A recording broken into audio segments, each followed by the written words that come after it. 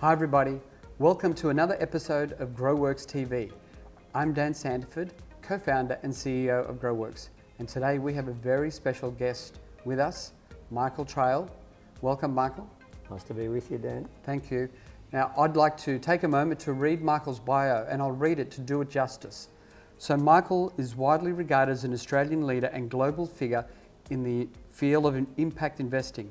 After 15 years as co-founder and executive director of Macquarie Group's private equity arm, Macquarie Direct Investment, he became founding CEO of Social Ventures Australia. During Michael's tenure from 2002 to 2014, SVA grew a reputation for attracting talent and pioneered the fields of venture, philanthropy and impact investing. These included a landmark Good Start early transaction in 2010. Michael played a leadership role in building a unique set of social purpose partnerships to raise $165 million to buy out of bankruptcy Australia's largest chain of childcare and early learning centres into a successful billion-dollar social enterprise.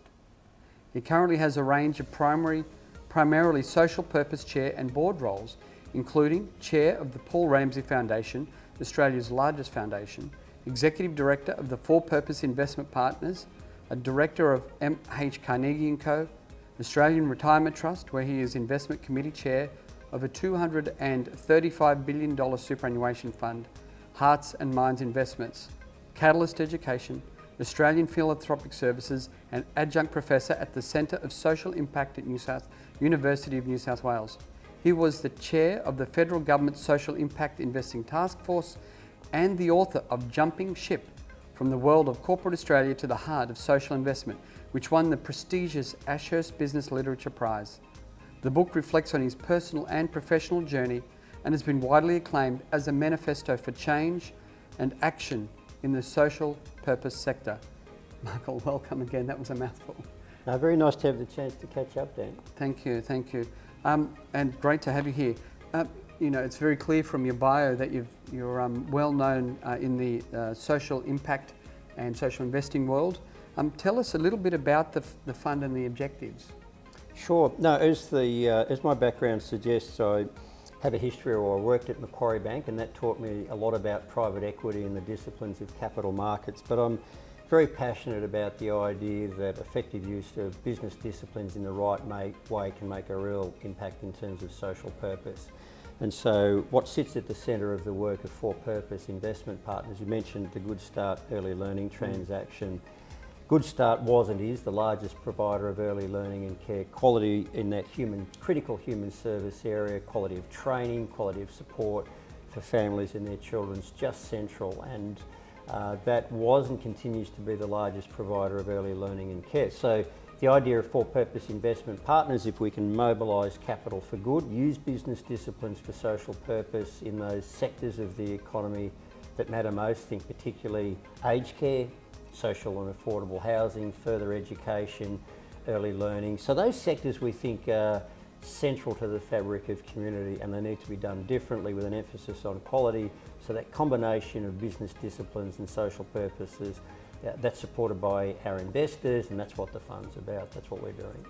It's very good. In fact, you have two key investments around training and education, and also in the aged care sector most recently. Do you want to tell us a little bit about your investment in the training business?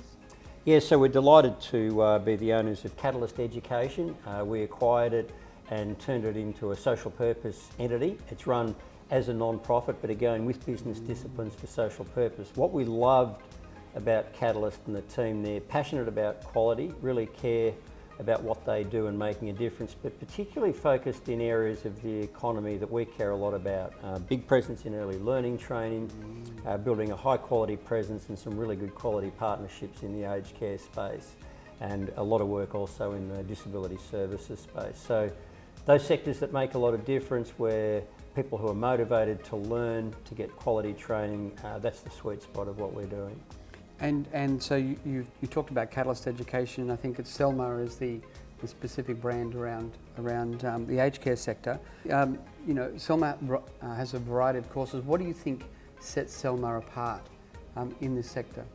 What attracted us as an investor, this is all about the quality of the people. So the team the team at Selmar care about what they do. When we were doing our due diligence on it as a potential investment for the fund, it really started at a leadership level, which is this a group who are really trying to make a difference in what they do, who care about the quality and support, and they really want to do a great job for employers, but for the learners who are at the centre of the work that they would do. And we felt that this was an organisation that was really motivated by the right culture and values, and we've been delighted to partner with them and look to working with them into growing the scale of that. We see there are all sorts of opportunities. As we all know, there are a huge set of challenges, particularly in the aged care sector, writ large in the Royal Commission, around creating an environment where quality of training, people who are motivated in that, and it's such a critical part of the care service economy. So we really felt like there was the capacity to make a difference in that sector with the right partnerships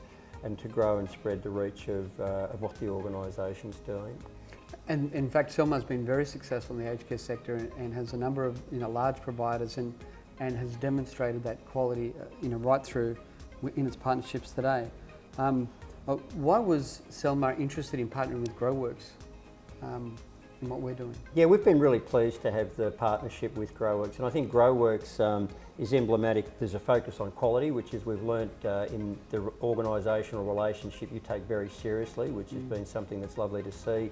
I think also you're solving a critical need. We all know, and it's well documented, the challenge of finding a labour force that's motivated, that's hungry to learn, is a big challenge in the Australian community. And I think the market that you're tapping into in the Philippines, you've done that extremely well in terms of the thought and care around the sourcing of people who are interested, who are motivated. And so the connectivity between us as a quality training provider and the work that you're doing, we see that there's great alignment in that. Yeah, and I think we've had discussions before that one of the challenges is attracting local staff who want to be part of that, so we can fill the gap. At the moment, we're looking at a 60,000 person shortage, and what we don't want to have is people being able to put anybody into the sector. So I think the alignment of ethics between the quality and being able to do that at scale with people who are motivated and culturally fit the aged care sector, I think for us has been really wonderful to see. How have you found, or how has the team, do you think, found the quality of the students coming into the Selmar program? Oh, look, the feedback in the conversations I've had about the Groworx learners has been fantastic. Motivated, high quality, hungry to learn, and so there's a really strong sense that what Groworx has been able to do is tap into a market in a thoughtful, ethical, high quality way that connects to what we're about, which is providing high quality training for learners who are keen to acquire the skills and are culturally very attuned to the opportunity that exists in the Australian market. So, while it's early days in the partnership that we're building, we feel very confident that there's culture and values alignment in what we're jointly about, which is critical in terms of how we see the world. And what advice, would you give providers who are looking to, tap into an international workforce to help solve their problems? I think that issue around ethical and values alignment is critical, certainly in the work that we do. That notion of thought and care, business disciplines for social purpose, quality of training, the ethical alignment and cultural values, and you can see that. And we've done a lot of work in the aged care space under the For-Purpose Investment Partners umbrella, and I think as everybody will attest, you can walk into an aged care facility and in 10 to 15 minutes you kind of know what's going on in terms of the engagement of the workforce with people who are in the facility, their level of social engagement, and so that cultural alignment, capacity and a hunger to learn and to keep growing are critical things. So for aged care providers, I think a sanity check around that, doing your homework on what partnerships and going out there as we did in our due diligence with Groworx, and our due diligence on Selmar itself is how do you understand what's going on? How do you lift up the carpet and get a sense that the culture and values are aligned? And if they're not, don't proceed. And if they are, then there's the basis for partnership and working together. That's really good advice. I think in particular, because these are long-term partnerships with providers, we're bringing workers in who want to build lives in Australia. So having that longevity and that ethical and cultural alignment between organisations is important. And the feedback early days from providers who are working with us has been phenomenal, and the communities have really embraced workers that you've trained and we've trained together. So thanks very much for your time and good to have you with us. Great, it's a pleasure to chat with you, Dan, and we look forward to continuing to work together. Thank you. Thank you. Good. Thanks, Michael. Thanks, Dan. All right, thanks everybody. That wraps it for another episode of GTV. Don't forget to subscribe and follow so you can have more interviews with great people like Michael. Thanks everyone. Bye for now.